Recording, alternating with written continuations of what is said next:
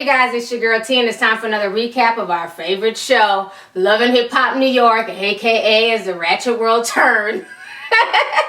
This week's episode was super ratchet, super ghetto. So let's go ahead and get this recap started. So in the opening scene, we pick up right where we left off last week with Cisco admitting to Rhinestone Blueberry that basically he got his baby mama pregnant and that he has a 6-month-old son. So they're going back and forth. And I'm going to need Mona Scott Young to really invest in that girl some acting classes because her ass cannot act whatsoever. I find it really hard to believe that this girl's from LA and she couldn't find a decent acting class. She's going off. She's carrying on. She's like, who's that bitch? Who's that hoe? Who's that bitch? Who's that hoe? And he's like, yo, she ain't no bitch, man. She ain't she ain't no hoe. Also, you want to defend her? You want to defend her? You got me fucked up, Cisco. You got me fucked up. Who's the bitch?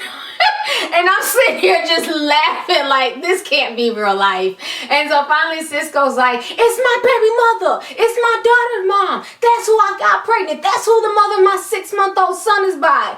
And Rhinestone's like, you know what? I just can't take this anymore. And she goes running out the club. And then in her confessional, she's like, I can't believe he had the nerve to play me, Rhinestone Blueberry. I can't believe this shit. I done left LA. I done left my daughter. I done left my family. Cisco got me fucked up. I cannot believe this. And I'm just sitting here laughing.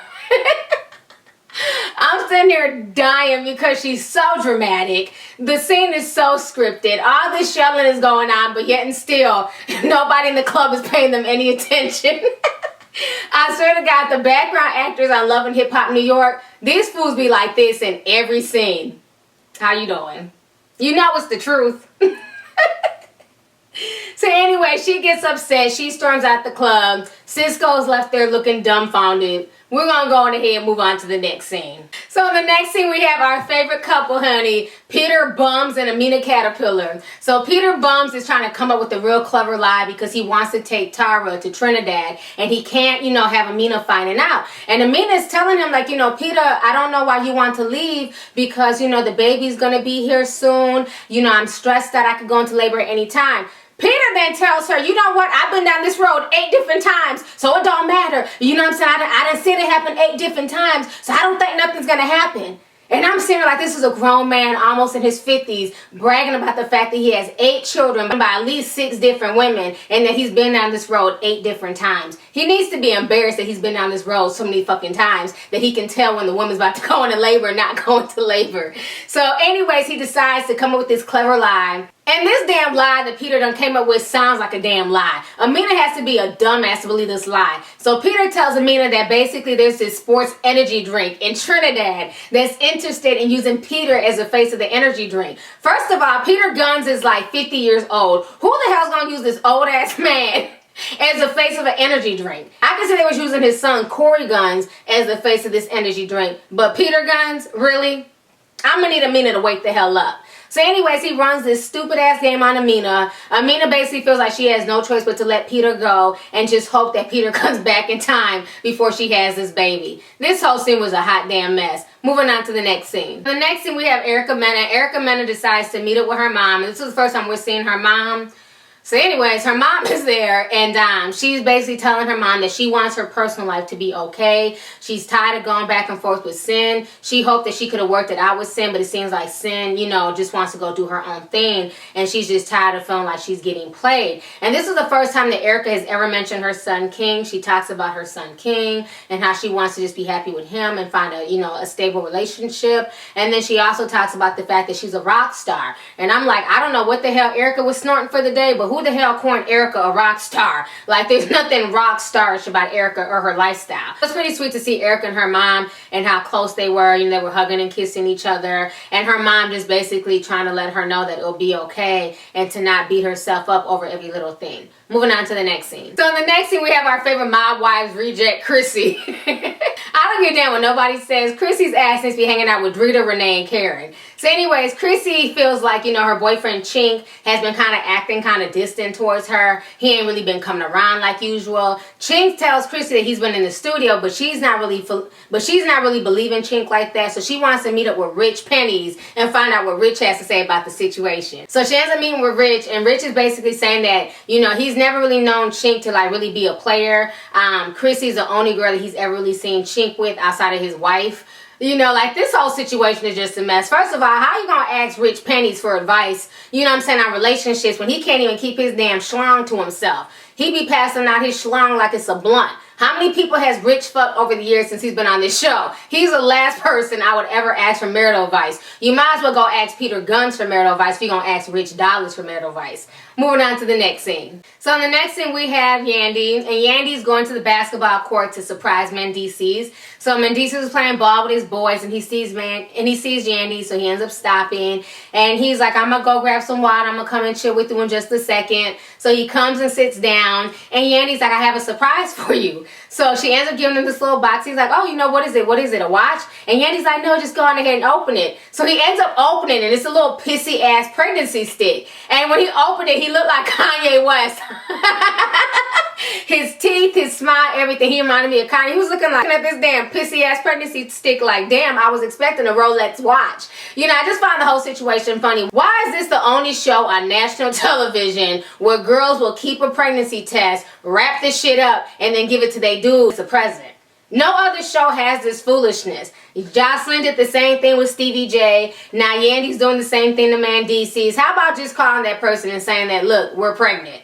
You know what I mean? Or showing them in the comfort of your home. Who the hell wraps up a pissy pregnancy stick, puts it in a box, and then gives it to somebody as a present? So Mendices is saying that, you know what? This was divine by God, and it's the reason that I got out of jail when I did. It was meant for our daughter to be here. Now, the fact that he already knows that he's having a daughter, the fact that every other scene Yandy is showing, this is clearly scripted. The thing is that she was only a few months pregnant. She just found out. How does he know that they're having a daughter?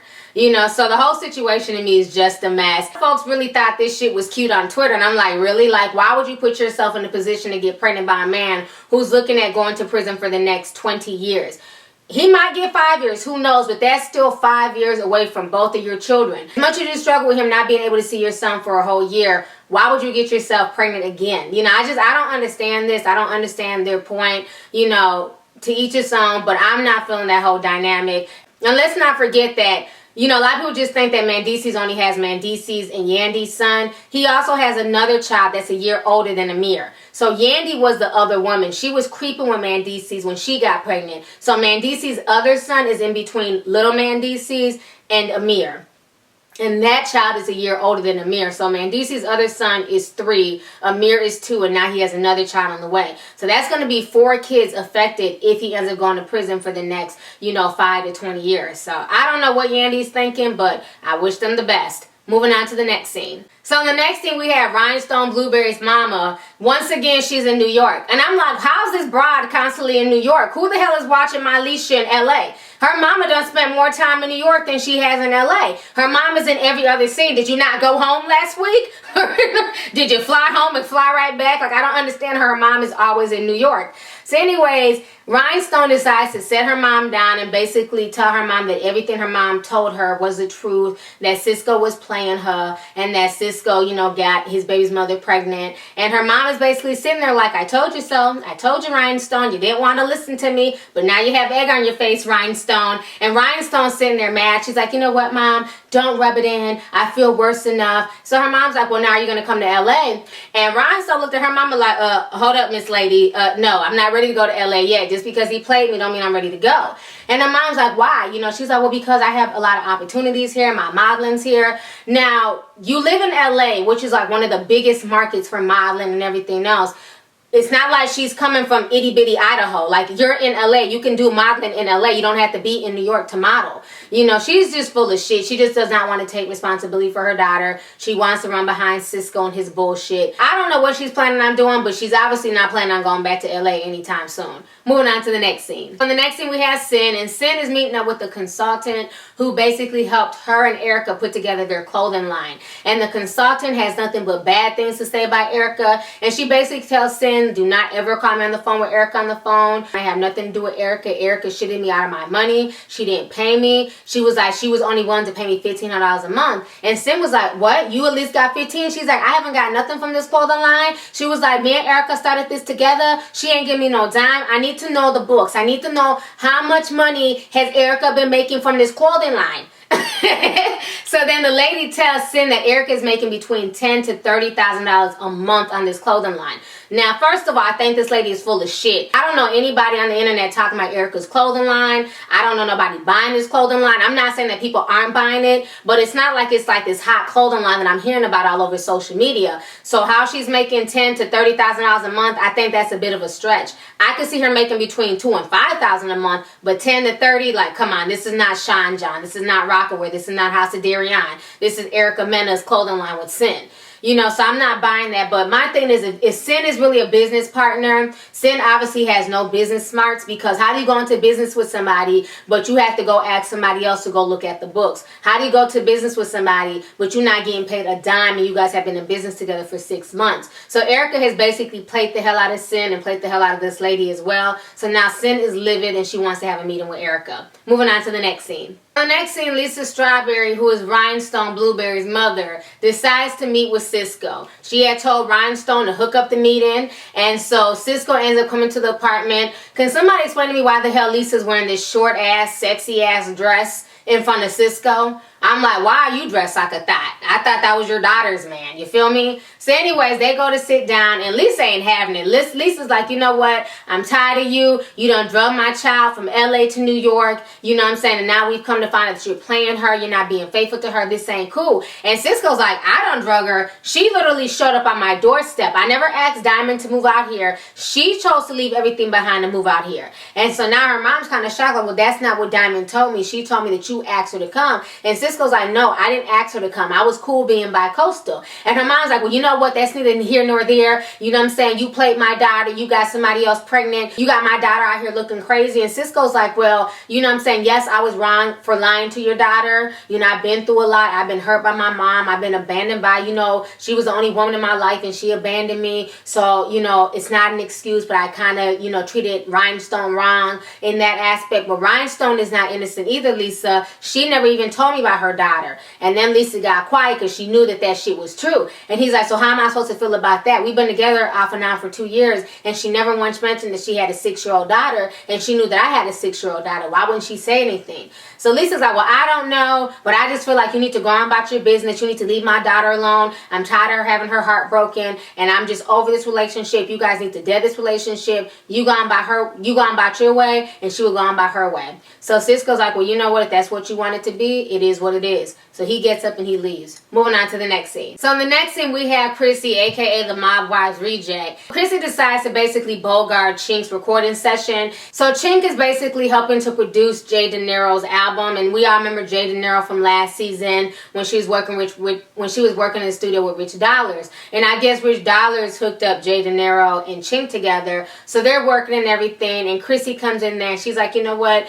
You're supposed to be in New Jersey, Philly, whatever. You're supposed to be anywhere but in this studio. What are you doing here? And how come I didn't know that you were here in the studio? And Chink is like, you know, what are you doing here? Why are you bogarting my session? You know what I'm saying? Sit down so we can talk. So he tells Jay De Niro, you know what I mean, give us 5 minutes. And Jay's like, okay, cool, I'll do that, but realize I'm paying for this session. You know, so Jay De Niro walks out, and Chrissy's pissed off because she feels like, you know, it's not cool that Chink did not tell her that he was back in town. And Chink is like, well, I didn't tell you because I had other things to do. I had to take her to the club. I had to introduce her to people.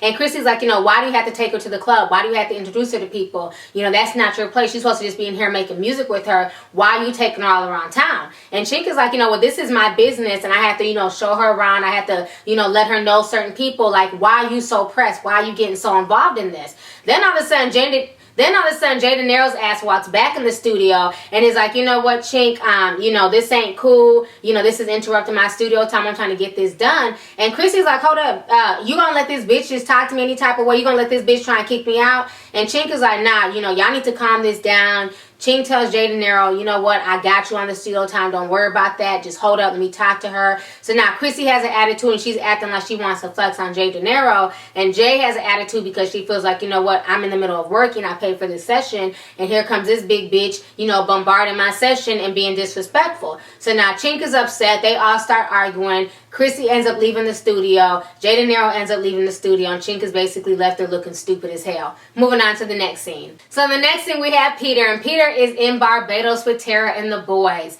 and they're having a good old funky time. They're dancing to music, and you know, it's a really romantic setting. You know, Peter's talking about these boys, and he's hugging them and putting them to bed, and they're having a really, really nice few days. And I'm sitting here like, well, damn, I thought this was a trip about the boys, but it definitely looks like a romantic vacation. I didn't know that she had to dance and grind and dirty wine on Peter. You know what I'm saying? I thought y'all wasn't together. I thought you wasn't feeling him like that. So now Peter feels like he wants Tarra back. He wants to be with the boys. Now what I find funny is that Peter's always talking about these 2 boys that he has with Tarra, but he always negates to talk about the other, you know, 5 or 6 children that he has around the country and this damn baby on the way. You know, I don't understand like why his focus is only strictly on these 2 boys when he has other children. So finally Peter decides to have a romantic dinner with Tarra, and he basically spills his heart to Tarra and says that he wants to be back with her, that he made the biggest mistake of his life. And Tarra's like, you know what, no, you know, I'm done with this. I refuse to deal with this. You know, this is not cool with me. Peter's like, you know what, I know I messed up, but show me a man who don't have multiple women. You know, show me a man who's not cheating on their girl. That's my Achilles heel. I need you to take me to counseling. I need help, Tarra.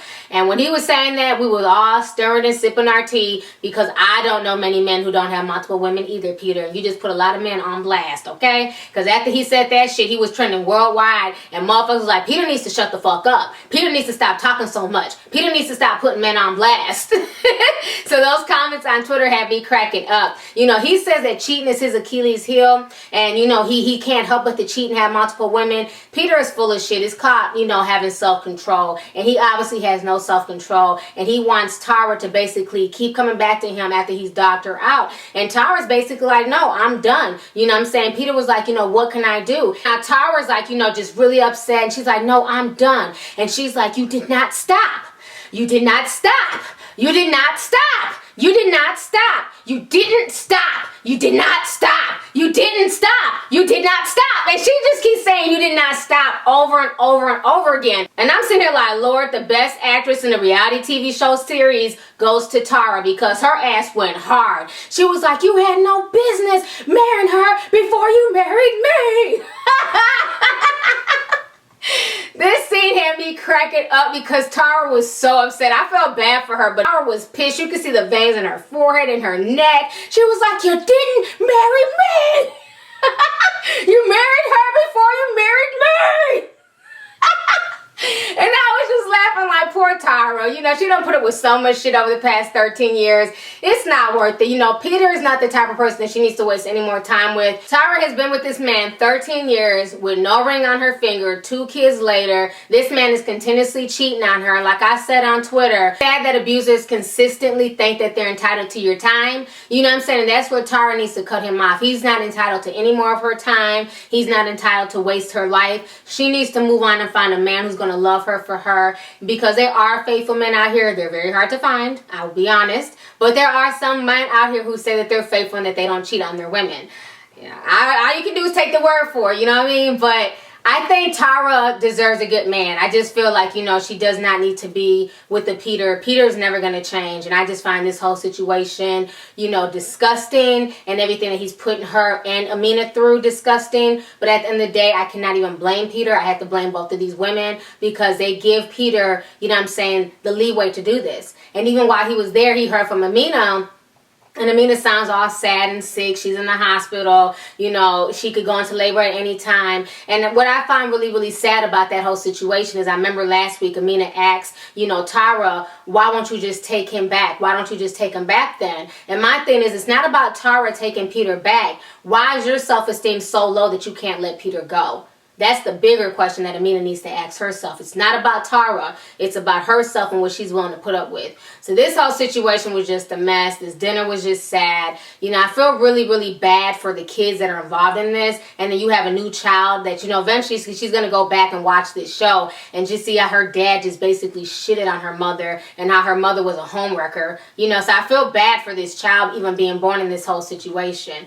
But anyways, that was my recap for Love and Hip Hop New York. So go ahead and leave a comment. Let me know your thoughts. What was your favorite scene of the night? What did you think about Tarra's acting as opposed to Rhinestone Blueberry's acting? And how do you feel about Peter and, you know, and this damn ratchet ass love triangle that he's in? So let's go ahead and get the discussion popping. And like I said before, if you're not following me, I am at LovelyT on Twitter and I'm LovelyT2002 on Instagram. Talk to y'all later. Deuces.